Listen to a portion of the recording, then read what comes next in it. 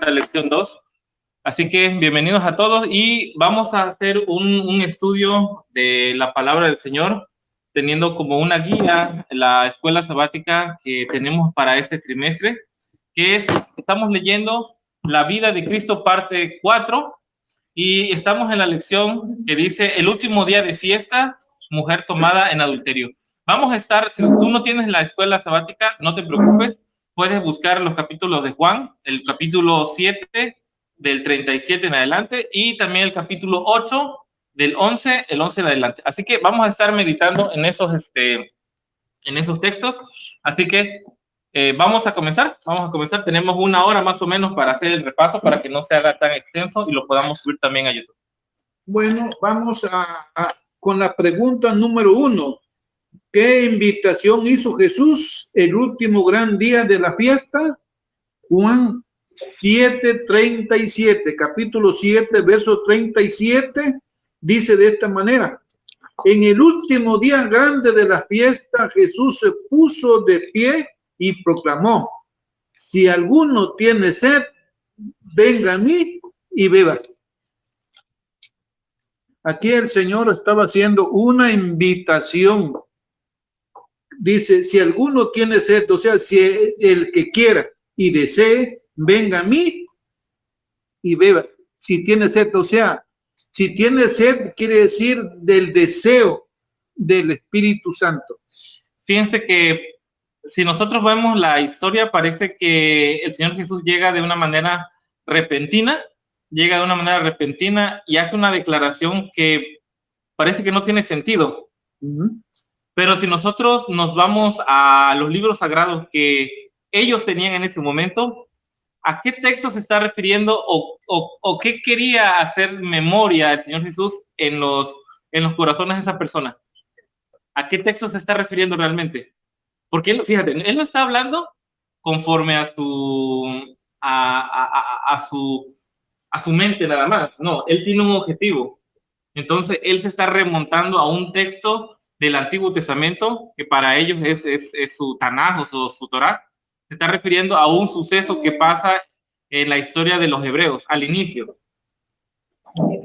Sí, en esta pregunta dice que en el libro de Isaías, si lo queremos ver en el libro de Isaías 48, 17, 18, ahí habla de quién era el agua de vida en aquellos tiempos, que fue profetizado desde aquellos tiempos, ¿no?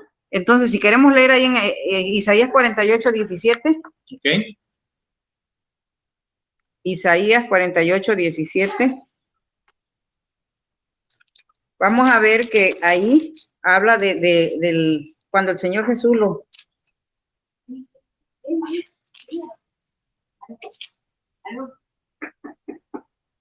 Dice, es 55. Dice, okay. Todos los sedientos, venid a las aguas, y los que no tenéis dinero, venid, comprad y comed. Venid, comprad sin dinero, sin precio, vino y leche. Pero aquí estamos viendo el primer párrafo. Todos los sedientos, venid a las aguas. Era una invitación en aquel tiempo por el profeta Isaías a volver a Dios. Fíjense que podemos nosotros ver en Deuteronomio 8:15 un resumen, por así decirlo, un resumen de los eventos del pueblo de Israel. Si ustedes lo buscan en Deuteronomio 8:15, dice que te hizo caminar por un desierto grande y espantoso, lleno de serpientes ardientes y de escorpiones y de sed donde no había agua, y él te sacó agua de la roca del pedernal. ¿Qué está queriendo decir aquí el Señor Jesús? Bueno, él está describiendo un caminar del pueblo de Israel, y que él le recuerda lo difícil que fue poder pasar por ese desierto. Entonces, ¿qué es lo que pasa? En el momento donde ya estaban desesperados por no encontrar solución a la sed que ellos tenían, sale agua que era de vida, porque no había más agua, del lugar más raro donde puede salir. Yo no sé si ustedes, luego voy a mandar una imagen ahí al grupo, donde en Arabia todo esto pasa en Arabia, en los Emiratos Árabes Unidos, ahorita donde está ese pueblo como tal, hay una roca que está partida exactamente a la mitad y parece que un río la atravesó. Entonces, esta agua que les dio vida al pueblo de Israel salió del lugar más raro donde podían encontrar el agua. Ahora, el Señor Jesús está hablando en el templo de los judíos y parece que la persona menos indicada para traerles esperanza a ellos, ¿quién es? Es un hombre que nació en Nazaret, que no tiene escuela, que tiene un pasado para los judíos un poco raro, porque no saben quién es el papá realmente de su papá. Pobre, hijo de un carpintero. Parece que es el lugar más extraño para ellos para encontrar agua de vida. En esa misma pregunta, Arturo, hay muchas cosas que debemos mencionar, que todo eso que el Señor Jesús venía diciendo, o sea, Él era el cumplimiento de lo que en el antiguo Israel se les dio. Aquí en el Patriarcas y Profetas, página, en el capítulo La Roca Herida, dice, la roca herida era una figura de Cristo. Mediante ese símbolo se enseñan las más preciosas verdades espirituales. Así como las aguas vivificadoras fluían de la roca herida de Cristo, herido de Dios y abatido, herido por nuestras rebeliones, molido por nuestros pecados, fluye la corriente de la salvación para una raza perdida. Como la roca fue herida una vez, así también Cristo había de ser ofrecido una vez para agotar los pecados de muchos. Wow, entonces podemos ver la similitud. Vamos entonces a recapitular lo que estamos viendo aquí. Si recuerdan la lección pasada, si no pueden ustedes viajar en su Biblia en el capítulo 7, podemos ver que los judíos los fariseos estaban buscando al Señor Jesús en el templo. El Señor Jesús llega de una manera de la cual ellos no se la esperaban. El Señor Jesús no estaba buscando los reflectores, sino estaba buscando hablarle al pueblo una verdad que les hacía falta. Y llega esta verdad de la manera que menos se la esperaban, porque de pronto dice que el Señor se para en el templo y dice, aquí está el agua de vida. Entonces, ¿cómo podemos esto traerlo a este momento en nuestras casas, a nuestras familias? Es posible que esta agua de vida pueda estar llegando a nosotros de la manera menos esperada. Y aquí lo que debemos de tener es una disponibilidad para poder aceptar esta agua. Es posible que la estemos rechazando porque tal vez no esté llegando del lugar de las personas más adecuadas. Pero bueno, vamos a ir viendo poco a poco cómo es que esa agua se va dando a conocer a todos. Bueno, vamos con la segunda pregunta. ¿Qué circunstancias hacían que este llamamiento fuera especialmente convincente? El deseado de toda la gente, página 416 a la 418. Ese párrafo que tu papá está diciendo en la segunda lección, aquí está, mira. Dice, si alguno tiene sed, venga a mí y beba. El que cree en mí, como dice la Escritura, ríos de agua viva correrán de su vientre, de su seno. La condición del pueblo daba fuerza a este llamamiento. Habían estado participando de una continua escena de pompa y festividad, y sus ojos estaban deslumbrados por la luz y el color, sus oídos halagados por la más rica música, pero no había nada en toda esa ceremonia que satisfaciese las necesidades del espíritu, nada que aplacase la sed del alma, la sed del alma y lo imperecedero. Jesús los invitaba a venir y a beber en la fuente de la vida de aquellos que sería en ellos un manantial de agua que brotara para vida eterna. Amén. Fíjense que aquí el problema nuevamente se repite en lo que leemos en Isaías 58, donde el Señor acusa al pueblo de Israel no de no hacer, sino de hacer, pero que se pierde el sentido o el motivo por el cual se estaban congregando. Para este momento de la historia, esa fiesta como tal había perdido ya el sentido de lo que realmente significaba. Ahora, ¿qué podemos hacer? Bueno, en la actualidad podemos estar en la misma circunstancia. Recuerden que todas estas lecciones no solamente es un tema de una historia, sino que tiene que ver con la aplicación. Puede ser que lo que estemos haciendo ahora, aun cuando es algo bueno, puede ser que esté perdiendo el real significado. Voy a poner un ejemplo de lo que a mí me pasaba. No voy a hablar de nadie más. muchas ocasiones yo recuerdo que mi esposa me decía, oye, ¿por qué no vamos a tal lugar? ¿Por qué no platicamos de eso? ¿Por qué no tenemos tiempo de aquí en casa? Yo muchas veces le decía, ¿sabes qué? Es que tengo yo que contestar algo que me escribieron en Facebook. ¿Por qué? Porque según yo estaba defendiendo una verdad. Realmente no estaba defendiendo ninguna verdad. Lo que yo quería simplemente era ganar ese debate, sobreponer mi punto de vista. Y cuando nosotros hacemos ese tipo de acciones pensando que agradamos a Dios, y aquí también se abre otro panorama con lo que le pasaba a Pablo, por ejemplo, cuando era Saulo, que pensando agradar a Dios, ¿qué hacía? Hacía un montón de cosas que, Dios no se lo había pedido, y dos, creaba en él una falsa sensación de ¿qué cosa? De santidad. Es hoy por hoy que tal vez estemos llenándonos de una falsa sensación de santidad por cosas que hacemos, según nosotros, en favor de Dios, cuando el verdadero sentido ya lo perdimos. ¿Por qué razón? Como dice ahí la lectura se llama La roca en el Horeb, la roca herida, es muy probablemente que esas actividades ya no estén dando sanidad, realmente no esté saliendo agua de vida de ahí. Así que volvamos a recapitular la escena. El Señor Jesús lo estaban buscando, de repente Él se para. Yo le voy a poner un poco de ilustración a todo eso, de imaginación. Imaginémonos una escalinata que en la parte superior habían unas columnas que sostenían tal vez algún techo, algo. De repente, entre toda la multitud que estaba en este patio, hay un hombre joven de 32 años que sube las escalinatas y en la parte más alta dice todo lo que ya leímos. Es ahí donde él llama la atención hacia él. Así que vamos entonces con la tercera pregunta. La tercera pregunta dice, ¿a qué se refería Jesús con el agua viva?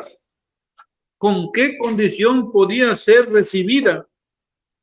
Juan capítulo 7, 38 al 39, dice, como dice las escrituras, del que cree en mí, ríos de agua viva brotarán de su corazón.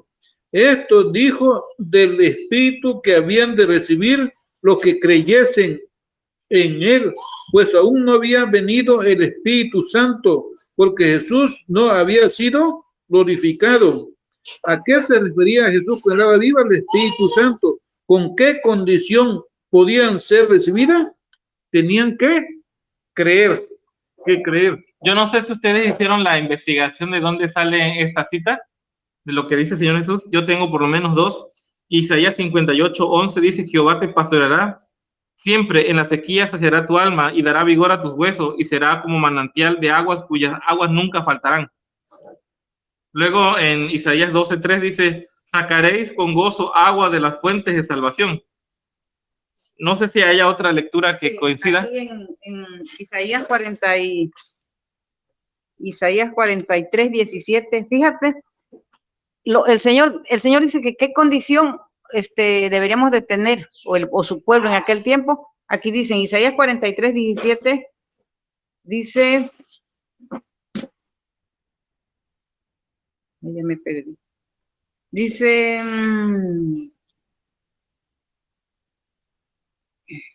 ya me perdí. Ok, mientras lo encuentra mi madre, aquí tengo una de Isaías 44:3 que dice, porque yo derramaré agua sobre el sequedal y río sobre la tierra árida. Mi espíritu derramaré sobre tu generación y mi bendición sobre tus renuevos.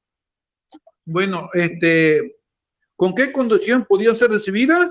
Tenían que creer. Voy a leer Juan capítulo 3, verso 16, que dice, porque de tal manera amó Dios al mundo que dio a su Hijo único, para que todo aquel que crea en él no perezca, sino que tenga vida eterna. Y ahora el libro de los Hebreos, capítulo 4, 1 y 2, dice, siendo que la promesa de entrar en su reposo permanezca aún, cuídense que ninguno de ustedes parezca rezagado, porque también a nosotros como a ellos se nos anunció el evangelio, pero la palabra que oyeron no les aprovechó, porque no se unieron por la fe a los que la oyeron. O sea, no creyeron, escucharon la palabra, pero no creyeron. A ver, ¿ya encontraste tu cita? ¿No? Bueno, entonces comentamos las que tenemos aquí. Fíjense que una de las cosas que yo estaba analizando es cómo en el mundo de la normal, en la vida normal, cuando alguien cumple años, por lo menos aquí en México, ¿qué es lo que pasa? Bueno, agarra, invita a personas, trae cerveza, trae comida, trae fiesta, música, y muy comúnmente lo que pasa después de comer, de beber, de estar alegres, viene algo que se llama una resaca. Viene un momento en donde te duele la cabeza. Bueno, yo no lo sé, mi padre sabe más de eso. ¿A dónde quiero llegar? Lo que para ti en algún punto te hizo feliz, te hizo estar bien, eso te vuelve a generar, ¿qué cosa? Un mal. Vamos a cambiar el ejemplo de fiesta, vamos a agarrar cualquier vida desenfrenada que uno pueda tener. Durante un año, 2, 3, 4, 10 años tal vez puedas tener una vida como feliz. ¿Y qué pasa después? Consecuencias. Vienen las consecuencias del proceder. Bueno, lo que el Señor ofrece no es eso. Lo que el Señor ofrece en su mensaje es una vida feliz, tranquila y sin ningún tipo de drama, que ojo, que lo que tú hagas no genera una consecuencia en ti. Es cierto, el dolor y el sufrimiento viene, pero por personas externas, no por tu culpa, sino porque el mundo en general no está preparado para tener a los hijos de Dios. Y es ahí donde vienen los comentarios del apóstol Pablo que dice, yo he sabido aprender a vivir en qué cosa, en la abundancia y en la pobreza. Un hijo de Dios tiene que saber aprender en estas condiciones. Sí, ya encontré el texto, dice, aquí la pregunta dice, ¿con qué condición podía ser recibida? En Isaías 48, 17, 18 dice, así dice el Señor tu Redentor, el Santo de Israel, yo soy el Señor tu Dios que te enseña para tu bien, que te encamina por la senda que debes seguir. Y aquí está la respuesta de la pregunta de la lección. Si hubieras atendido a mis mandamientos, tu paz hubiera sido como un río y tu justicia como las ondas del mar. Aquí le estaba diciendo al pueblo antiguo, ahora sí, pero también se está refiriendo a este tiempo. Cuando las fiestas que se hacían en Jerusalén ya habían pasado de su significado, ya no lo llevaban bien, sino que nada más era una festividad como cualquiera. Por eso cuando el Señor Jesús llega y les dice, yo les voy a dar agua viva, que salte para vida eterna, o sea, que tuvieran paz en su corazón, que tuvieran gozo, porque ellos vivían un momento de festividad como cualquier fiesta, pero no sentían, dice que nada, no tenían nada en sus corazones. A ver, vamos a recapitular. ¿Qué fiesta estaban celebrando? La fiesta de los tabernáculos. ¿Ok? Fiesta de los tabernáculos. ¿Qué simbolizaba o qué representaba la fiesta de los tabernáculos? ¿Cuál fue el motivo original por el cual esa fiesta se instituyó dentro del pueblo de Dios? ¿Alguien lo recuerda? ¿No? ¿Madre? ¿Selma? Bueno, vamos a hacer un poco de memoria en Levíticos. Hay que buscar si alguien tiene por ahí Levíticos 23. Acuérdense que, número uno, las fiestas comienzan con un tema que es la liberación. 23, el Levítico 23, ahí están las fiestas anuales. Y la tercera fiesta, que está en el capítulo 33, dice así, vamos a leerlo. Dice el Señor, el que lo quiera buscar, está en Levítico 23, 33, dice, dijo el Señor a Moisés, di a los israelitas, el día 15 del séptimo mes, empieza la fiesta de las cabañas en honor a Jehová. Durante 7 días, el primer día será asamblea santa, ningún trabajo serviréis. Durante 7 días ofreceréis al Señor ofrendas abrazadas al fuego. Al octavo día será asamblea santa y ofrecerá al Señor fuego, una ofrenda abrazada en fuego, en fiesta, ningún trabajo serviréis. Ok, aquí dice, creo que la descripción está en números, pero bueno, ahorita lo vamos a buscar con calma. Pero, ¿cuál era el sentido de esa fiesta? Esa fiesta lo que representaba era ese momento en el cual Israel, ¿dónde estaba? Israel salió de la liberación y estaba simbolizando que en algún momento de su liberación, ¿cómo estaba Israel? Estaba sin ninguna protección, estaba fuera, tenía solamente pequeñas enramadas, pequeñas cosas en donde su salvación llegó y Dios lo rescató. El Israel simboliza el Israel de los últimos días. Israel, para poder entrar en la tierra nueva, tenía que salir de la esclavitud de Egipto. Ahora, el Israel de los últimos días, si quiere entrar a la Canaán celestial, primeramente tiene que salir de la esclavitud del pecado. De la esclavitud del pecado, en que el príncipe de este mundo es el amo. Sí, entonces, si vamos viendo entonces la correcta interpretación de las fiestas del Señor, tienen que ver más con algo espiritual que con algo ritual. Tú bien le atinases a lo que comentábamos. El inicio de todas estas fiestas es con la liberación.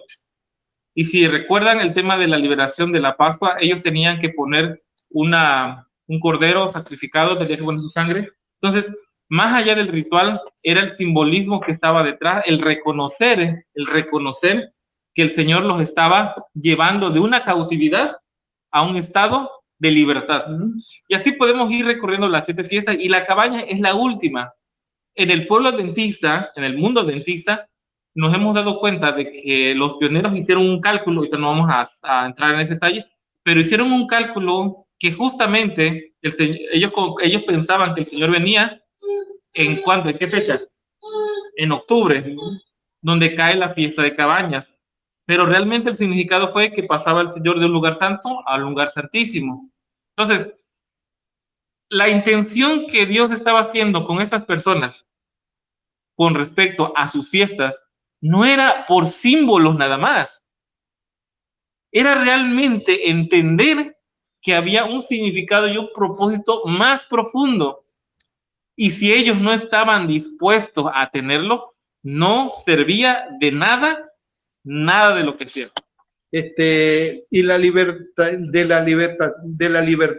del yugo en Egipto era una esclavitud literal. Ahora, el Israel de los últimos días, su libertad consiste en lo que dice el Señor: conoceréis la verdad y la verdad los hará libre. Entonces, para ser libre y recibir la herencia de la vida eterna, consiste en una intimidad con el Señor Jesucristo. Ese es conocerle. Entonces, conocer al Señor Jesucristo, ahí la persona es libre. Y libre entonces tiene los frutos del Espíritu Santo, y eso va a demostrar que es libre. Sí, eso que estás diciendo, y bueno, que estamos estudiando aquí en el Patriarcas y Profetas, el capítulo de la Roca Herida, dice: el Salvador utilizó este servicio simbólico para dirigir la atención del pueblo a las bendiciones que él había venido a traerles.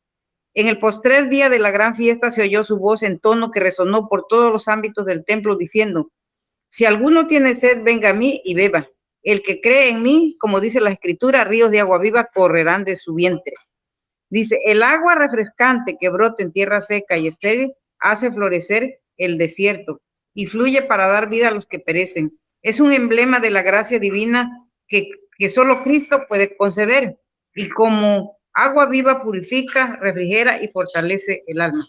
Fíjense que a mí se me pasó acabar de leer lo que estamos leyendo en Levíticos 23, en el 39, da el significado, dice: desde el 15 del séptimo mes, cuando hayas cosechado el fruto de la tierra, haréis la fiesta al Señor por 7 días.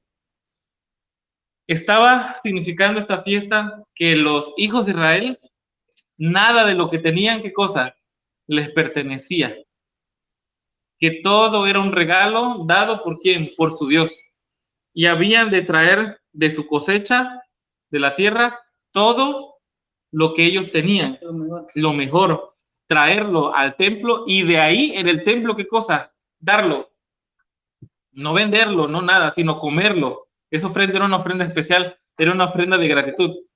Si nosotros pensamos en esto, hermanos, ¿en qué momento en el calendario de Dios ustedes creen que va a venir el Señor Jesús nuevamente?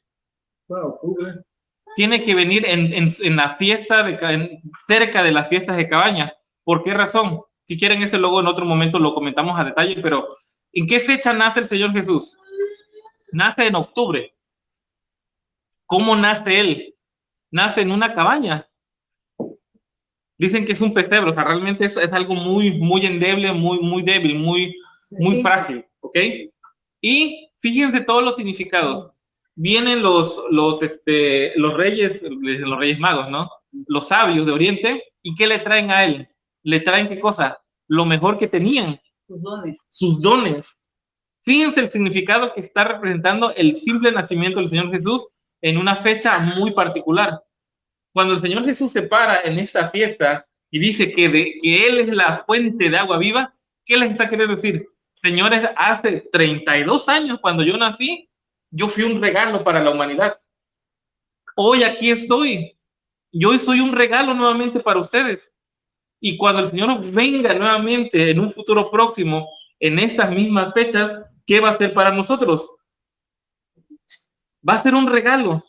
Por esta razón, el simple hecho de pasar por algo, o sea, no tener el entendimiento de cuándo son las fechas del calendario del Señor, nos coloca en una mala posición.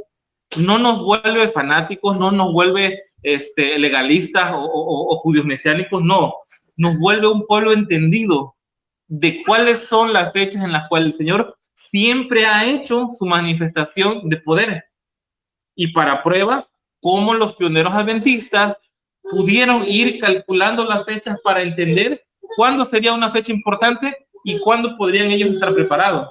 Entonces, el hecho que el Señor Jesús se haya parado en un día dentro de las fiestas del tabernáculo y expresar que Él era esa agua de vida para el pueblo, no era algo al azar, tenía un significado. Sí, sí, mira, ¿te acuerdas cuando la lección pasada vimos que cuando los hermanos del Señor Jesús le decían, sube a la fiesta? Y dijo él, no es mi hora. Todo tenía que ser cumplido en el momento preciso que el Señor, o sea, ahora sí, su Padre Celestial le estaba mandando. Ahora, a este tiempo, cuando el Señor Jesús, cuando el Señor Jesús Él les quería enseñar una lección de que Él era el agua de vida, Él era. No había otra persona quien les podía dar esa agua. Porque en aquel tiempo las fiestas que se hacían cuando el Señor Jesús no tenían vida, no tenían significado si no tenían en medio de ellos el Señor Jesús. Sí, entonces nada es por casualidad, nada es casualidad en todo lo que estamos viendo. Y vamos a seguir viendo cómo se sigue la historia porque es muy impresionante. Vamos a leerlo y después de ese versículo yo traigo una cita que nos va a dar bastante de qué hablar. Así que vamos con la pregunta número 4. Ok. Dice, ¿qué deseaban hacer los que estaban enemistados con él? O sea, con el Señor. Dice, versículo 47, 40 al 44, dice, al oír sus palabras dijeron, realmente este es el profeta. Otros decían, este es el Cristo. Pero otros decían, de Galilea ha de venir el Cristo. ¿No dice la Escritura que el Cristo vendrá del linaje de David, desde la aldea de Belén, de donde era David? Así había división entre la gente acerca de él. Algunos quisieron prenderle, pero ninguno le echó mano. Ok. Entonces, ¿cuál era la discusión que tenía aquí? Fíjense. Yo no sé si les va a parecer un poco similar lo que vamos a ver ahorita. La discusión no estaba en base a lo que decía el Señor Jesús. Si se dan cuenta, la discusión era por puntos técnicos. Nadie estaba discutiendo si lo que decía Jesús era verdad o mentira. Se estaban desviando la atención por detallitos finos. Yo no sé si en la actualidad estamos en la misma circunstancia. Yo no sé, pero parece que este problema de ellos es exactamente lo mismo. Quiero leerles una cita de Testimonios para la Iglesia, tomo 3, página 238. En un momento más lo voy a compartir en el grupo para que ustedes lo puedan buscar. Dice, nuestro trabajo debiera abarcar toda oportunidad para presentar la verdad su pureza y sencillez, donde hay algún deseo o interés para oír la razón de nuestra fe. Fíjense, vuelvo a repetir. Nuestro trabajo debiera abarcar toda oportunidad para presentar la verdad en su pureza y sencillez, donde hay algún deseo o interés para oír la razón de nuestra fe. Nuestro evangelio no debe de forzar serse escuchado en un lugar donde no lo quieren. El Señor Jesús se paró en ese lugar porque ese lugar era el más concurrido y tenía un propósito en ese día de fiesta. Pero Él no estaba ahí con la finalidad de aclarar su nacimiento. Vamos a leer otra vez el 40 al 44. Léelo, por favor, si lo tienen. Dice, al oír sus palabras dijeron, realmente este es el profeta. Otros decían, este es el Cristo. Pero otros decían, de Galilea ha de venir el Cristo. ¿No dice las Escrituras que el Cristo vendrá del linaje de David, de la aldea de Belén, de en donde era David? Así había división entre la gente acerca de él. Algunos quisieron prenderle, pero ninguno le echó mano. Entonces, esta gente estaba perdiendo su tiempo en discusiones. Y se dividieron por cosas sin importancia. Estaba un grupo que decían que era profeta, estaba un grupo de que decían que era Cristo, pero había el tercer grupo que eran de plano enemigos declarados que querían prenderle. Fíjense, ¿cuál es el espíritu que reinaba en ese momento? La división. Ese es el espíritu que reinaba en ese momento. ¿Qué es lo que estaba provocando la división? Detalles que no realmente no significaban ni impactaban su salvación en ese momento. Nadie estaba discutiendo que el mensaje o el testimonio de este hombre fuera equivocado. Sino con esa posición que tenían, hacían que la obra no avanzase. Es como hoy en día, por detallitos, la obra de Dios no avanza. Y tanto por un detallito, hasta se divide y si hasta lo más grave, desaparece el grupo. Ahora, tú dices el clavo con todo eso. O sea, muchas veces, yo creo, yo percibo, yo entiendo que las trompetas son a futuro. Y tú crees que las trompetas son al pasado. Y por esa simple razón, rompemos el grupo y cada quien camina por su lado. Y muchas veces ni siquiera hay solamente la intención de que ese principio bíblico defina tu postura, sino hay qué cosa, dinero de por medio. Porque el que tiene más gente, tiene más diezmos si eres ministro. Entonces, este es el mismo espíritu que estaba reinando en el pueblo de Israel en este momento y es el mismo espíritu que reina hoy en día en el nuevo pueblo de Israel.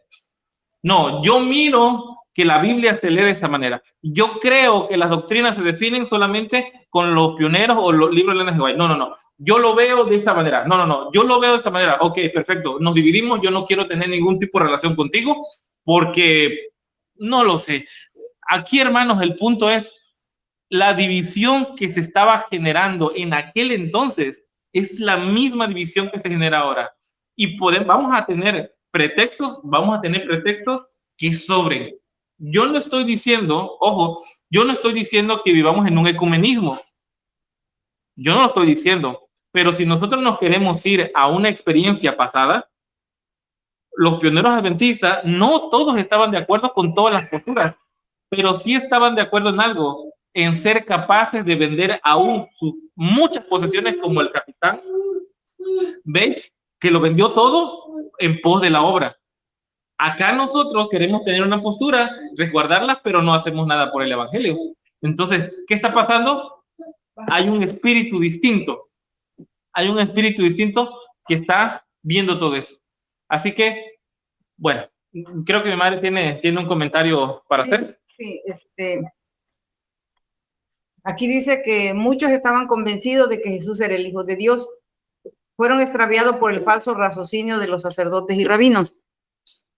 Y aquí lo que tú estás diciendo, Arturo, está un párrafo aquí en el Deseo de toda la gente. Dice, muchos son engañados hoy de la misma manera que los judíos. Hay maestros religiosos que leen la Biblia a la luz de sus propios entendimientos y tradiciones.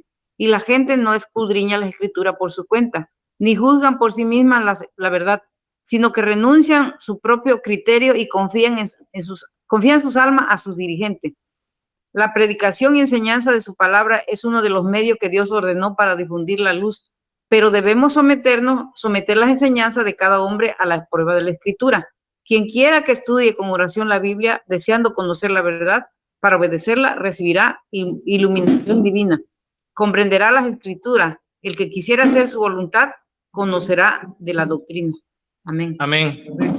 Ok, bueno, aquí da para bastante, pero vamos a seguir avanzando porque hay más, hay más que comentar en los siguientes capítulos. Vamos a entrar a la parte de la lección que dice esfuerzos del consejo contra Jesús. La pregunta 5. ¿Cómo influyeron las enseñanzas de Jesús en los oficiales que fueron enviados a prenderle? Versículo 45-47 del capítulo 7. Dice, los guardas volvieron a los principales sacerdotes y a los fariseos y ellos le preguntaron, ¿por qué no lo trajiste? Los guardas respondieron, jamás hombre alguno habló como este. Esto está relacionado con los siguientes versículos, con el capítulo 6. Dice, y preguntaron los fariseos a estos oficiales, 47 y 48, dice, entonces los fariseos respondieron, ¿también ustedes habéis sido engañados? ¿Ha creído en él alguno de los gobernantes o de los fariseos? Y vamos a ya leer la pregunta 7. ¿Qué motivo revela estas preguntas? Ok, va de nuevo las preguntas. ¿Cómo influyeron las enseñanzas de Jesús en los oficiales que fueron enviados a aprenderlo? Vamos a resumir ahorita vamos a explayarnos más, pero influyeron de manera positiva. Ok. ¿Qué motivo revelaron estas preguntas? Era como hoy en día. Hoy en día la gente revela los estatutos de la iglesia, no la de Dios, no la de Cristo. O sea, ellos presentan un celo vivo, no por Cristo ni por su palabra, sino por las normas de ellos, como normas de iglesia. Vamos con la nota 3 de la pregunta. Dice, aunque de corazón empedernido fueron enternecidos por sus palabras, mientras estaban hablando en el atrio del templo, se habían quedado cerca y a fin de oír algo que pudiese volverse contra él. Pero mientras escuchaban, se olvidaron del propósito con que habían venido. Estaban como arrobados. Cristo se reveló en sus almas y vieron aquellos que los sacerdotes y príncipes no querían ver, la humanidad inundada por la gloria de la divinidad. Volvieron tan llenos de este pensamiento y tan impresionados por sus palabras que a la pregunta, ¿por qué no le trajiste?, pudieron tan solo responder, nunca había hablado hombre así. Ok. ¿Qué influyeron las enseñanzas de Jesús en los oficiales que fueron enviados a aprenderle? Aquí vamos a hacer vamos a analizar varias cosas y una de ellas es escucharon. Yo no sé qué cosa te motivó a ti a estar cerca de la palabra del Señor. Yo no lo sé. Pero lo que haya sido ha motivado que tú te hayas quedado dentro de este mundo religioso. Para los alguaciles, ellos fueron llevados con un objetivo: encontrar algunas palabras que generen estar en contra, Señor Jesús. Pero fíjense lo interesante, ellos escucharon la voz de Dios.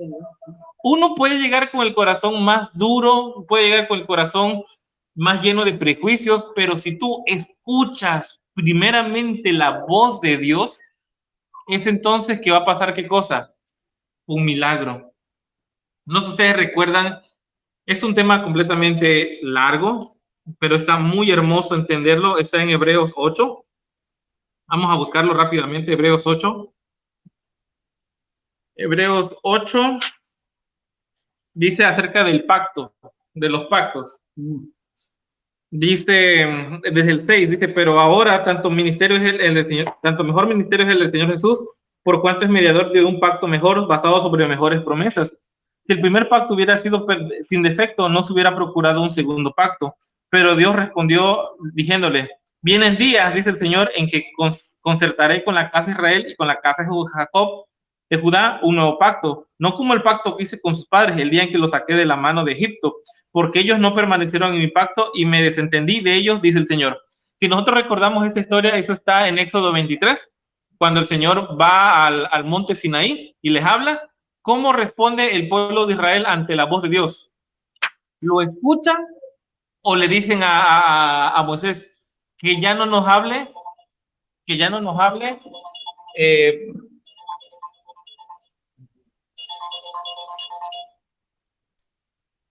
Que ya no nos hable Dios.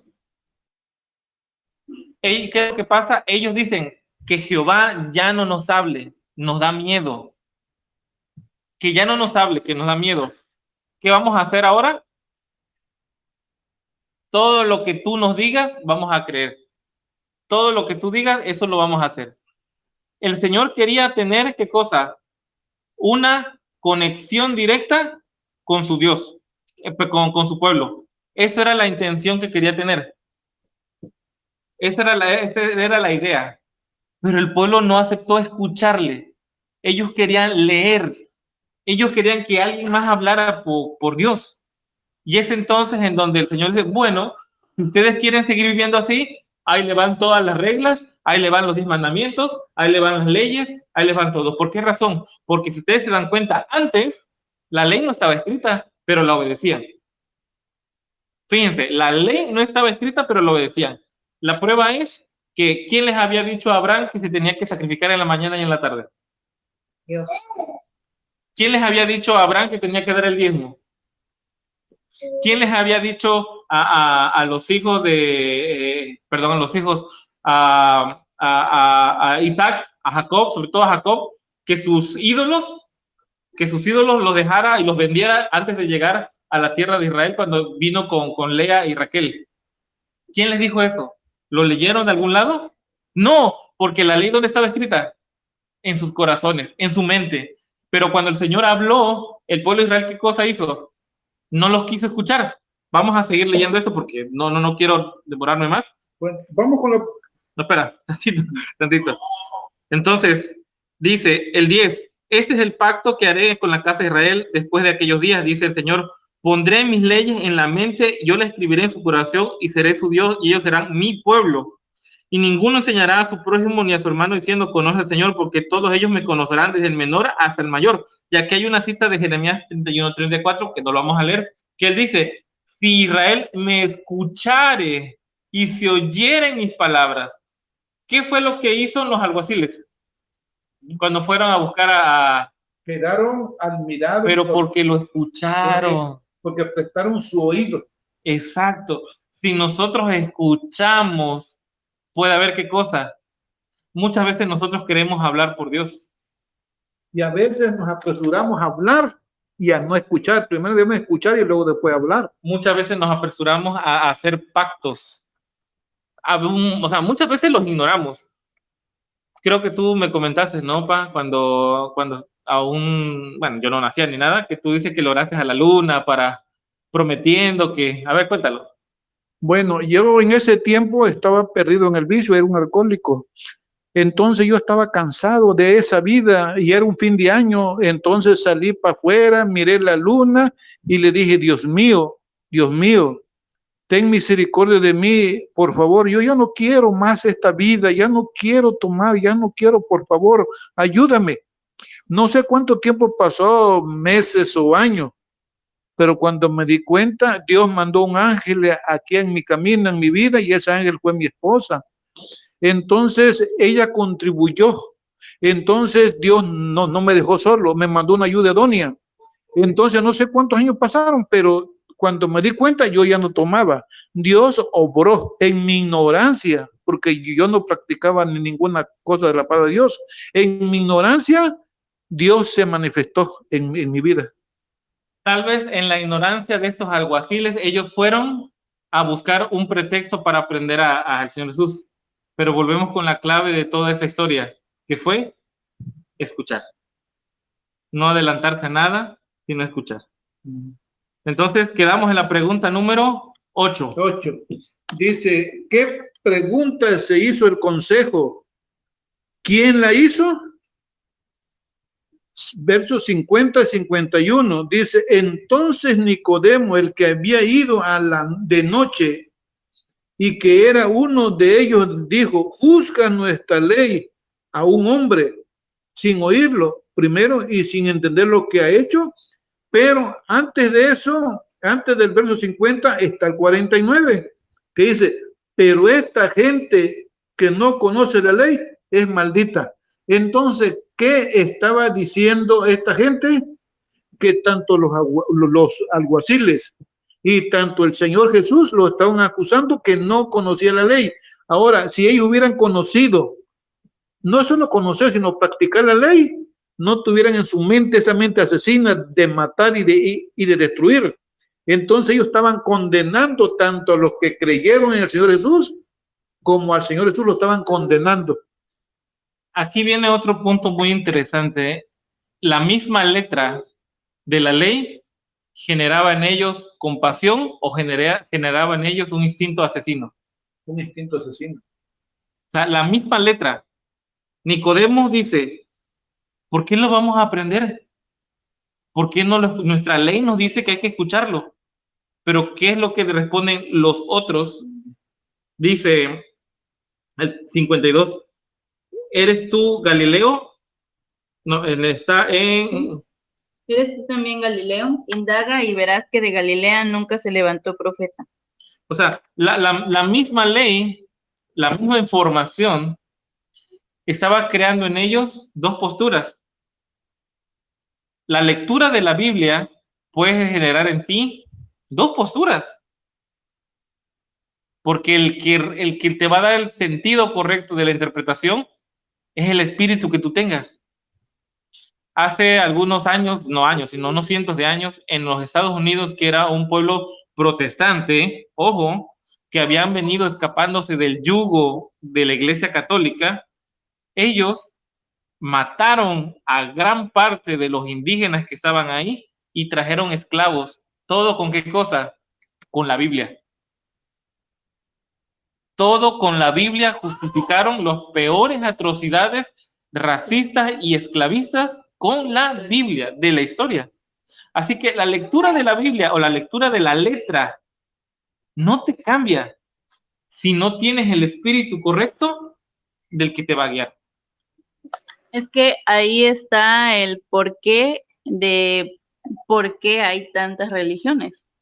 Porque cada quien lo interpreta a su modo y a su conveniencia, y muchas veces no pedimos la dirección de Dios, de su espíritu, para que nos guíe a interpretar las escrituras. Y entonces salen mis prejuicios, mis experiencias de vida, porque lo que pasa en la historia de Estados Unidos es que ellos hicieron lo que vieron.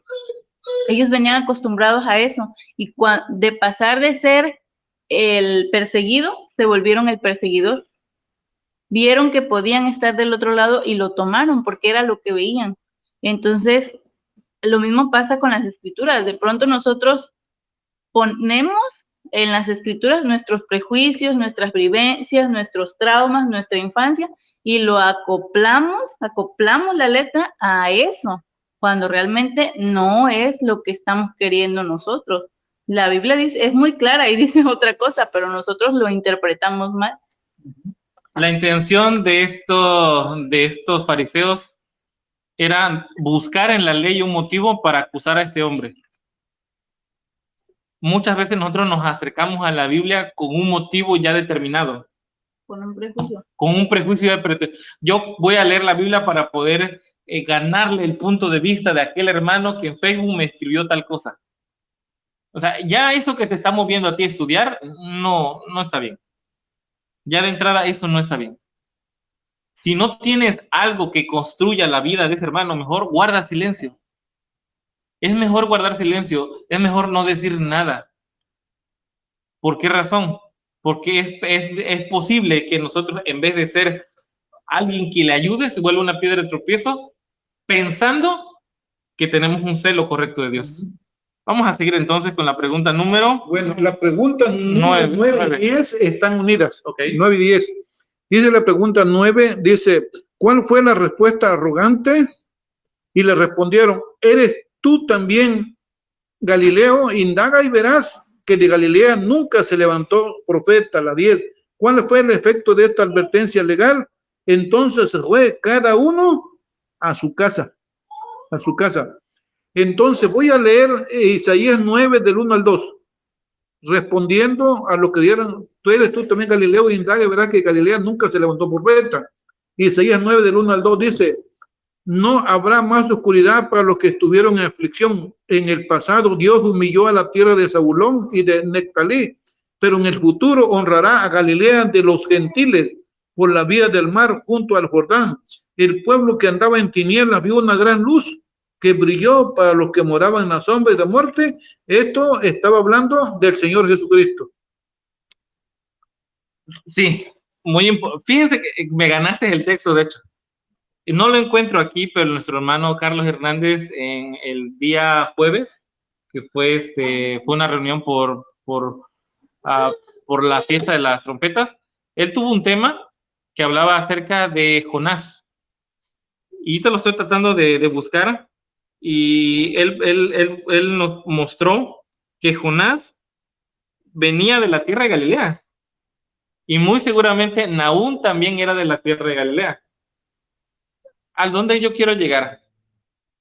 Que era muy probable que estos fariseos no consideraran el mensaje de Jonás o de Nahum como algo importante. Entonces ya estaban en una postura en donde ellos podían definir qué sí servía y qué no servía. O de plano mentían, como cualquiera que miente por cualquier cosa. ¿Cuál fue el resultado final? ¿Cuál fue? ¿Qué es lo que pasa con ellos? Agarran y se van. O sea, dan por sentado todo. Ellos agarran y ante esta solicitud de Nicodemo, ellos agarran, dicen, ya, salió algo de Galilea, y dice la palabra que en el 53 dice, entonces cada uno se fue a su casa. Cayó en oídos sordos la solicitud de juicio justo por parte de Nicodemo. Y si nosotros conocemos al final la historia de Nicodemo, ¿qué es lo que pasa? ¿No? Ahorita vamos a entrar sobre eso en el Bueno, vamos entonces a las siguientes preguntas. A la pregunta 11. Dice, estudia el carácter de Nicodemo a partir de la referencia de los evangelios sobre él.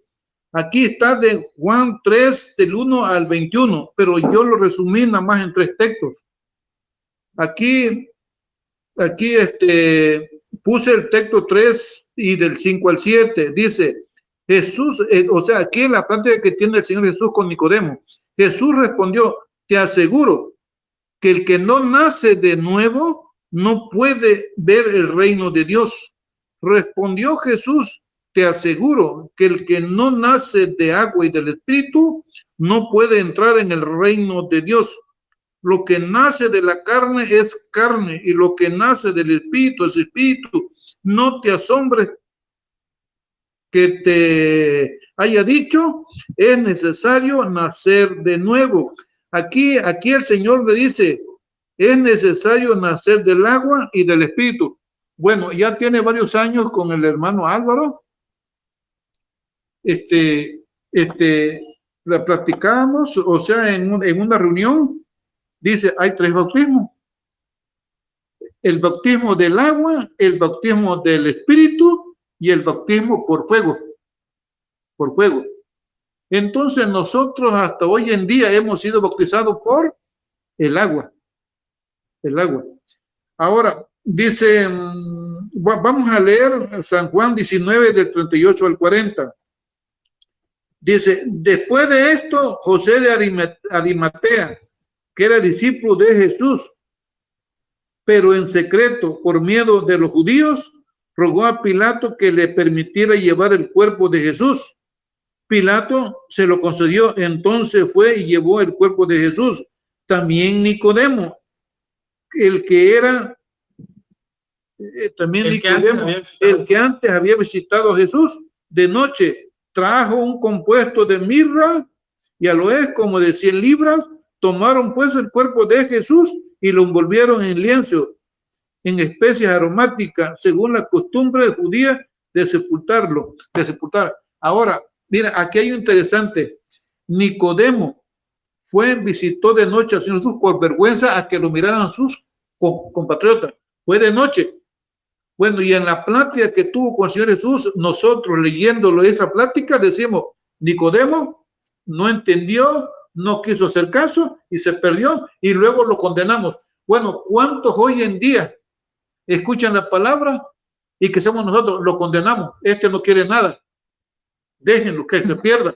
Pero en este caso, Nicodemo tuvo una plática con Jesús y se mostró ignorante de la palabra, se mostró, puso pretextos, pero aquí en estos textos vemos que este Nicodemo era un discípulo de Jesús en secreto y se convirtió a la palabra. Vemos que aquí la palabra, bueno, ¿quién llevó a Nicodemo de noche al Señor Jesús? El Espíritu. Dice el Señor, nadie viene a mí si mi Padre no lo trae. O sea, el Espíritu Santo llevó a Nicodemo. Podemos decir que en ese momento Nicodemo no entendió nada, porque dice, ¿cómo puede un hombre viejo entrar en el seno de su madre? No entendió nada. Pero vemos que más adelante sí entendió y fue un discípulo del Señor Jesús. Por eso nosotros no debemos de juzgar ni condenar a nadie, porque no sabemos quién lo está trayendo ni quién le va a alumbrar su entendimiento. A mí me hace pensar de que hoy tenemos una misión, que es anunciar el Evangelio, no de convertir a nadie. Yo creo que yo lo creo, eso es a la luz de que estoy recibiendo ahora, somos llamados, hermanos, a que más personas puedan conocer la verdad y que ellos puedan tomar del testimonio personal de nosotros los argumentos necesarios para reafirmar lo que nuestra boca está diciendo. Pero no somos llamados a convertir a nadie. El que lo convierte, ¿quién es? Cristo. Aquí el Señor Jesús, en ese mensaje que da en la fiesta de tabernáculos, Él dio una cita, citó lo de la fuente de agua viva. Hubieron muchas dudas. Él no se quedó a resolver qué cosa, los prejuicios que estaban pasando las personas. Él simplemente habló. Y aquella palabra que cayó en buena tierra, ¿qué cosa? Creció. Algunos cayeron en piedra, otro en el camino y no floreció. Yo puedo decir, Nicodemo, como, bueno, ahí Nicodemo dio un comentario aleatorio, ¿no? Y ya. Pero si vamos viendo el viaje de la historia de la vida de Nicodemo, vemos que esa semillita cayó. Fue creciendo. Yo no me puedo detener a estar arreglando todas las diferencias, todos los prejuicios, todos los malos entendidos de las personas que van saliendo en ese caminar de predicar el Evangelio. Porque mucha gente está dispuesta simplemente a generar controversia. Simplemente está para eso, para generar controversia. Si vamos deteniéndonos en cada punto para ir resolviendo la controversia, jamás vamos a salir del principal motivo que tenemos. Esas controversias se tienen que resolver ¿cómo? Se tienen que resolver con el testimonio de tu vida. ¿Sí se acuerdan de la cita que leí hace rato? A ver, lo voy a volver a buscar para que ver si nos da sentido a lo que estamos leyendo. Permítanme. Ok, aquí está. Testimonio para la iglesia, tomo 3. Nuestro trabajo deberá abarcar toda oportunidad de presentar la verdad en la pureza y sencillez donde hay algún deseo de que se escuchen las razones de nuestra fe. Ahí es donde debemos de presentar el Evangelio. Pero sigue diciendo, aquellos que se han explayado mayormente en profecías y en puntos teóricos de nuestra fe, debieran sin demora convertirse en estudiantes de la Biblia sobre temas prácticos. Debieran tomar un sorbo más profundo de la fuente de la verdad divina. Debieran estudiar cuidadosamente la vida de Cristo y sus lecciones prácticas de piedad. Hoy estamos aprendiendo una lección práctica. El Señor Jesús se presenta en lugar de fiesta con un escrito está. Él se coloca como testimonio. Él no se quedó a arreglar el prejuicio de las personas. Porque el que le escuchó y era buena tierra, ¿qué pasó? Se convirtió. Vamos a seguir entonces a Bueno, vamos con la pregunta 12. ¿Qué hizo Jesús al final del día? Juan 8:1. Jesús se fue al monte de los olivos y por la mañana volvió al templo y todo el pueblo vino a él y él se sentó a enseñar. Ahora, el Señor Jesús siempre se tomaba la pastillita, una pastillita que era la O, vitamina O, era la oración, que nunca se despegó de la oración, agarraba fuerza con esa vitamina, la oración se fortalecía y luego iba y enseñaba. Y nosotros lo que hacemos, olvidamos la oración. Ya el ayuno menos. Hay una nota ahí para leer. Dice, la estrecha relación entre el último versículo del capítulo 7 y el primero del capítulo 8 queda un tanto oscurecida por la división en capítulos. Mientras todos los hombres se retiraban a las comodidades de su propia casa, el maestro se fue al monte a orar y a buscar fuerzas para su obra. Lo que hablábamos de qué espíritu tienes, ¿no? Porque ellos en su arrogancia dijeron, no quiero discutir, no me importa, no lo voy a analizar, me voy a mi casa. Y el Señor, como dice tu papá, retomaba fuerzas para seguir con su ministerio. Sí, yo creo que eso se cumple en lo que es la iglesia a la Odisea. La Odisea tiene la misma actitud que dice, yo soy rico, me he enriquecido, yo no tengo necesidad de nada. Yo no soy, ahora sí como esa oración del fariseo, ¿no? Yo no soy como aquel que es trinitario, aquel que todavía adora imágenes, aquel que salta y grita para adorar. Ya sabes, todos los prejuicios que pueden existir en una mente que se cree correcta. Yo no soy aquel que guarda el domingo, o sea, con una arrogancia de tenerlo todo resuelto porque eres guardador el sábado. Esa actitud era la misma de los fariseos. Los fariseos tenían la verdad, volvemos a lo mismo, eran los guardianes de la Torá, del Tanaj, de los profetas, de los salmos, de las leyes. Ellos lo tenían todo, pero eso no significaba que les acompañase un verdadero espíritu. Hoy podemos estar arropados con todas las verdades que pueda acceder, con todos los testimonios y pioneros, con toda la luz y traducciones correctas. Puedes estar equipado con todo, pero tener un mal espíritu que cuando alguien se acerca a ti con una verdad, ¿qué es lo primero que haces? No, eso ya lo tengo resuelto, yo ya no tengo necesidad de escuchar este tema, me voy a mi casa y ya está. Por lo menos eso es lo que está transmitiendo aquí en ese punto de la pregunta. Bueno, la pregunta 13, 14 y 15 es exactamente lo mismo, es sobre la mujer tomada en el adulterio. ¿Qué les parece entonces si leemos corrido los versículos del 3 al 11? Entonces, correcto. Dice, entonces los escribas, pregunta. Al día siguiente, mientras el Salvador enseñaba a la gente cómo trataron los fariseos de atraparlo de nuevo, dice, entonces los escribas y los fariseos le trajeron a una mujer tomada en adulterio y poniéndole en medio, le dijeron, maestro, esta ha sido tomada en el mismo acto del adulterio y en la ley de Moisés nos mandó apedrear a esta mujer. ¿Qué dices tú? Decían esto para tenderle una trampa y poder acusarlo. Pero Jesús se inclinó y empezó a escribir en el suelo con su dedo, y como insistían en preguntarle, se enderezó y les dijo. Hasta ahí. Bueno. Ok, hasta ahí, ok. Vale, vamos a ir haciendo las preguntas y vamos a ir contestando entonces. Hay una nota. Bueno, hay la nota. Ajá, es la última nota.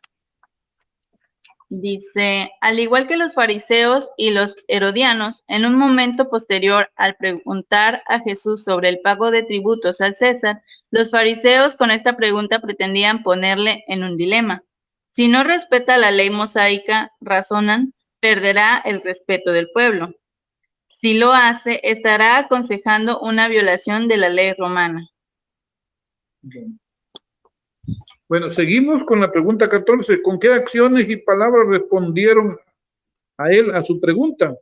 Del 6 al 9 dice, y como insistían en preguntarle, se enderezó y les dijo, el que es de vosotros esté sin pecado, tire la primera piedra.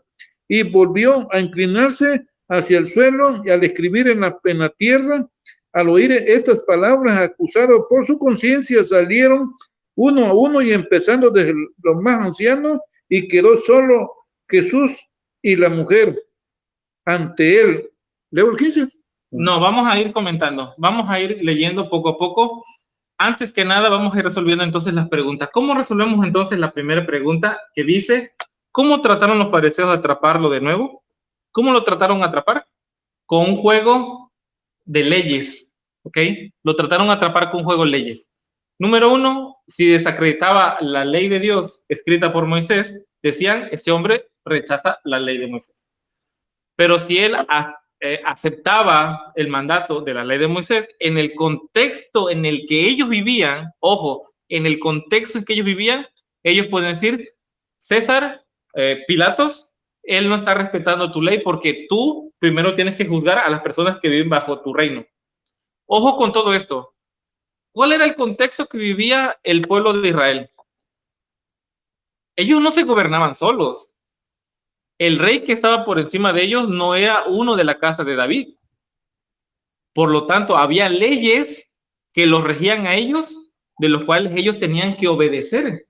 Leyes de su gobierno. Leyes de su gobierno. Por lo tanto, ojo con todo eso. Hay algunas personas que me dicen, Arturo, bueno, entonces, ¿por qué tú, si crees que las leyes de las más llamadas leyes de Moisés o las leyes de Dios escritas para proteger los 10 mandamientos, ¿por qué no agarras y apedreas al que rompe una Biblia, no? Ojo, aquí el Señor Jesús nos está dando la explicación. Él sabía de la trampa, sabía que si se colocaba en cualquiera de las posturas, ¿qué iba a pasar? O era sentenciado por los fariseos o era sentenciado por Pilato. Recuerden que un principio no rompe otro principio. Él mismo dijo, dadle al César lo que es de César y a Dios lo que es de Dios. Ese es el principio que está rigiendo sobre esta trampa. Ahora vamos a ver qué es lo que dice la ley. En Levíticos 29 dice, todo hombre, en el 10, Levíticos 20:10, si un hombre que cometiera adulterio con la mujer de su prójimo, el adúltero y la adúltera indefinidamente serán muertos. ¿Qué es lo que estaban haciendo aquí los fariseos? Trajeron al hombre. Solo a la mujer. Solo a la mujer. ¿Se dan cuenta de la manipulación? Dice la ley que los dos adúlteros tenían que morir, los dos. Y esta mujer estaba traída, ese defecto, en el hecho, en el acto, pero no trajeron al hombre. Entonces, ¿cuál es la clave que hay aquí? Es el espíritu de la interpretación de la ley. Nuevamente, volvemos a caer en lo mismo. Estos hombres estaban leyendo la ley, pero el espíritu que las movía no era un espíritu correcto. Si el Señor lo hubiera condenado según las costumbres de ellos, debe decir, mira, no que muy amoroso, ¿sí? No que muy amor. O sea, estaba entre dos, pero estas personas, voy a leer Romanos 2, del 1 al 3, dice, por eso tú, hombre, cualquiera que seas, eres inexcusable cuando juzgas, porque en lo que juzgas a otro te condenas a ti mismo, porque tú que juzgas practicas lo mismo. Pero sabemos que el juicio de Dios contra los que hacen tales cosas se basa en la verdad. Y tú que condenas a los que practican tales cosas y hacen lo mismo, ¿piensas que escaparás del juicio de Dios? Bueno, nosotros a veces pensamos que nos ganamos un mérito con Dios cuando juzgamos a la otra persona. Pero no nos damos cuenta que nosotros a veces estamos practicando lo mismo, exactamente lo mismo. Y por eso dice en la Escritura, dice, tú que quieres quitarle la paja al otro, no te das cuenta que tienes algo más grande en tus ojos.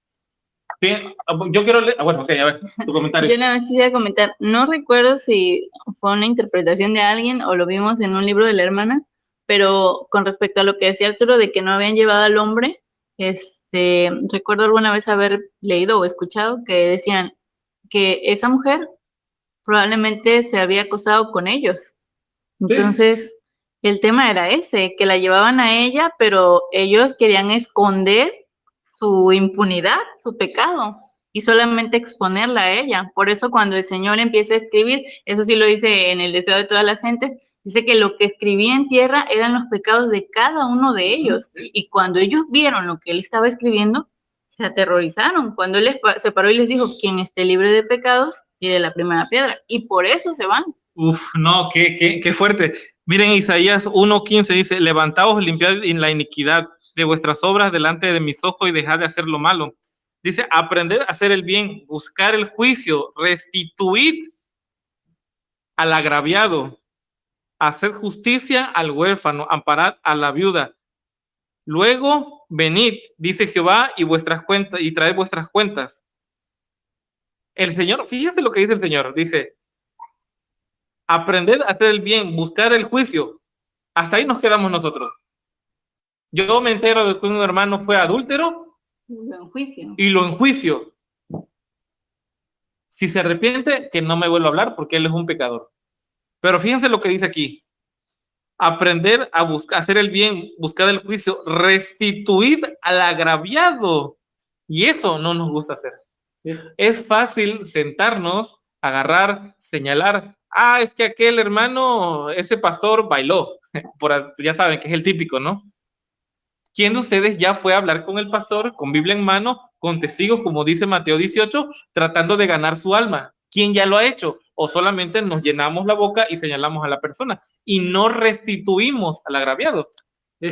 Por ejemplo, yo me pongo en este lugar. Yo miro que alguien adulteró y lo señalo y lo condeno y hasta lo quiero quemar. Yo lo hago, pero se me olvida lo que dice el Señor Jesús en la Escritura. Aquel que ve a una mujer y la desea, está en el mismo como aquel que lo hizo físicamente. O estoy igual de perdido como aquel lo hizo en el hecho y ya se hizo público. Pero yo posiblemente tengo cargo en la iglesia, posiblemente soy un ministro de la palabra, porque nadie se da cuenta. Entonces es menester no juzgar ni condenar a nadie, sino... Sí. Ok, aquí viene el punto. No hay que condenar ni enjuiciar a nadie si no estamos dispuestos a restituirlo. ¿Sí? ¿Ok? ¿Podemos enjuiciar a cualquiera? Sí. Porque también en 2 Corintios lo dice, de aquel pecador que está entre ustedes, ¿qué acaso no hay entre ustedes nadie que lo pueda juzgar? Porque me acuerdo del apóstol Pablo cuando condenó, dice, estoy con usted en espíritu, pero no en el cuerpo. Cuando este muchacho o señor se acostó con la esposa de su papá, el apóstol Pablo después dijo, por favor, no lo abandonen. O sea, en otras palabras, restituyenlo. Claro que cometió ese pecado grave, pero el juicio, todo es de Dios. Ustedes cumplan el ministerio. Sí, el juicio tiene que venir acompañado con una actitud de restitución. Ahora, si el agraviado está doblemente agraviado por su pecado que hizo y porque se sintió herido en su orgullo por haberlo reprendido y él no quiere aceptar la restitución, bueno, eso ya es otro tema. Pero en ti siempre debe de existir la necesidad de también restituirlo, no solamente dejarlo ahí. Ok, bueno, la última pregunta, la 15. Ok, la 15. ¿Con qué palabras compasivas consoló a esta alma caída? Versículos 10 y 11 dice, entonces Jesús se enderezó y le dijo, mujer, ¿dónde están los que te acusaban? Ella contestó, ninguno, Señor. Entonces Jesús le dijo, ni yo te condeno, vete desde ahora y no peques más. Bueno, así como Selma leyó lo que dice en el deseado, que escribió los pecados de ellos, si aquí en una iglesia que todos estén condenando a una persona, se presentara una persona y empezara poner los pecados de cada uno ahí en la pared de cada uno de ellos, creo que se cumpliría lo mismo. Saldrían de la iglesia avergonzados. Sí. Si existiera alguien que escribiera en una pared, vamos a traerlo nuevamente a cosas muy reales, ¿no? Muy de ahora. Si alguien empezara a escribir en los muros de Facebook que tenemos, en nuestros chats de WhatsApp, en todos los pecados que en oculto hacemos, yo creo que habrían menos ministerios, habrían menos movimientos, habrían menos caudillos, habrían menos predicadores y grandes disertadores de la profecía. ¿Saben por qué? Porque nos daría vergüenza. Nos daría vergüenza ser expuestos y después, ¿qué hacemos con todo lo que ya predicamos? Si hoy viniera alguien y escribiera los pecados que tenemos ocultos, pocos serían los que seguiríamos estando tal vez en el mismo punto de enjuiciar, de señalar, de llevar una vida supuestamente reformada, porque habría mucho cargo de conciencia con nosotros. No sé, yo no sé que si terminamos con un buen sentimiento, me quedé como que con una reprensión, ¿no? Hacia mí. Nos falta una. Pero nos falta, no, la 15. No, ya leímos la 15. Ya leímos la 15, pero leamos el 11, el versículo 11, nada más para terminar, de Juan 8, 11. Léelo, por favor. Ella contestó, ninguno, Señor. Entonces Jesús le dijo, ni yo te condeno. Vete y desde ahora no peques más. Entonces, la enseñanza con la cual vamos a terminar, digo, para no terminar tan duro en este momento, es: el Señor tiene la disponibilidad de restituirte. El Señor le dice, ni yo te condeno. ¿Por qué razón? Porque la perdonó. Y entonces, ¿qué le dice? Sigue tu vida como antes. Solamente no peques más. Nosotros debemos tener, así como Dios tuvo misericordia de mí, nosotros debemos tener misericordia de nosotros, porque aquí viene el Señor que le perdonó más y le rogaba a su amo, Señor, ten misericordia de mí, ten misericordia de mí, y el otro lo perdonó. Y cuando se encontró al que le debía, hasta lo estaba ahorcando, matando, y lo metió. O sea, nosotros nos olvidamos de la misericordia que tuvo Dios conmigo. Me olvido y aplico mi justicia hacia la persona. También aquí se observa la gran reforma que hizo el Señor con esta mujer, porque al final de cuentas su compasión, son dos cosas que hay que observar. Ella le habla de Señor, porque lo conoce, ha escuchado de él, no es ajeno para ella, pues. Y la otra cosa es que su compasión hace que esta mujer se convierta y cambie su vida y sea una de sus seguidoras más fieles. ¿Por qué? Porque él tuvo compasión de esa alma perdida, de quien nadie quería, de quien todos trataban mal, de quien todos veían como basura.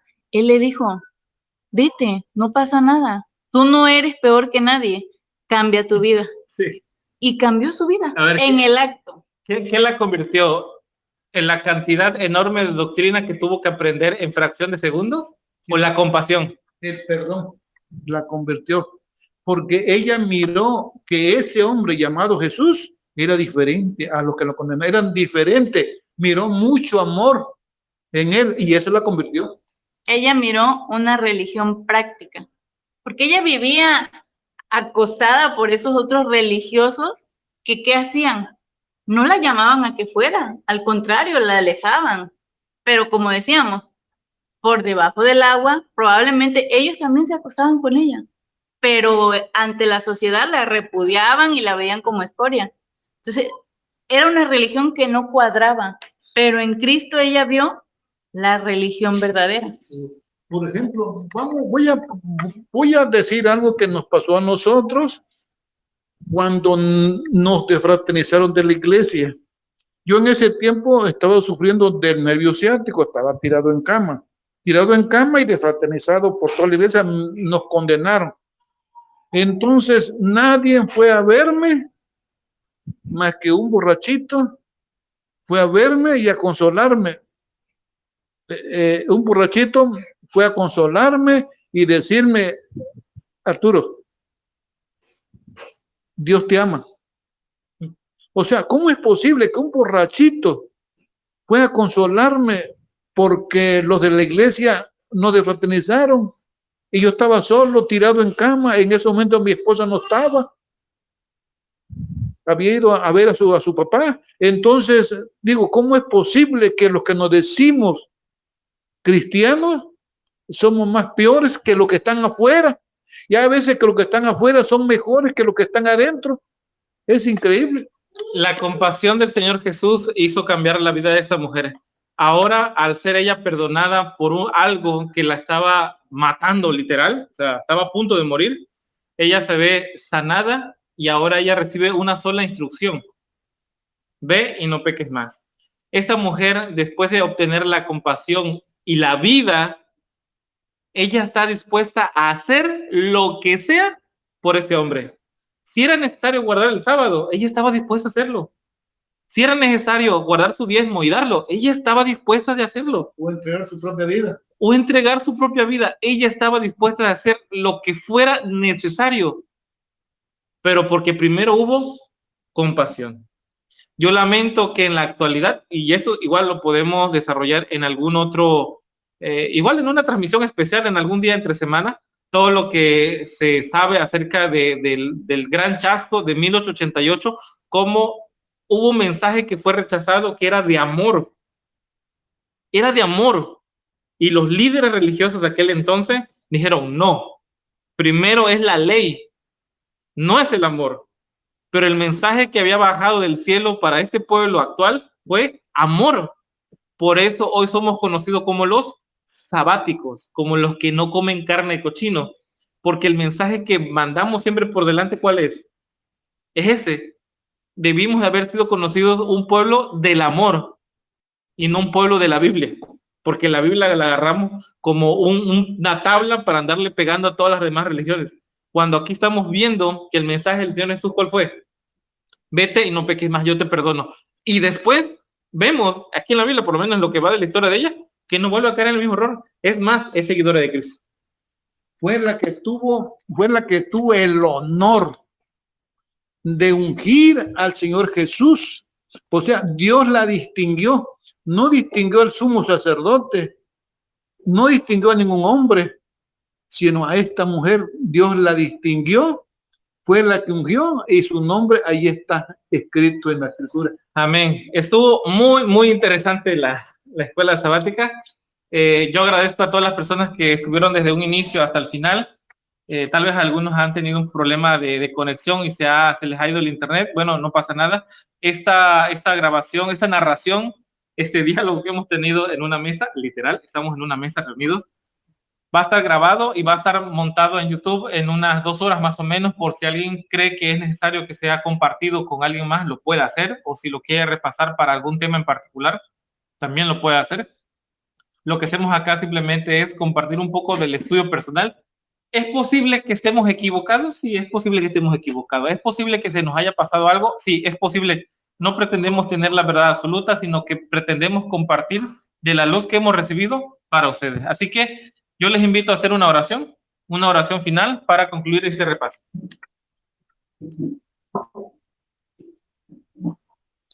Padre nuestro que estás en los cielos, santificado sea tu nombre. Señor, en este mediodía que tú nos has regalado, te agradecemos por este alimento que tú nos has dado, por esta palabra, y te pedimos que podamos tener una mente dispuesta para que tu espíritu more en nosotros y que podamos aplicar estas enseñanzas en nuestras vidas. Te pedimos una bendición especial para nuestros hermanos que nos escuchan a la distancia y te pedimos que te sigas quedando con nosotros en este sábado, Señor. Te lo pedimos en el nombre de tu Hijo, el Señor Jesús. Amén. Amén. Amén. Dios los bendiga, hermanos. Nos estamos leyendo en el chat y ahí vamos a estar compartiendo. Bueno, un servidor va a compartir lo que comenté hace rato de testimonios para la iglesia. Dios los bendiga.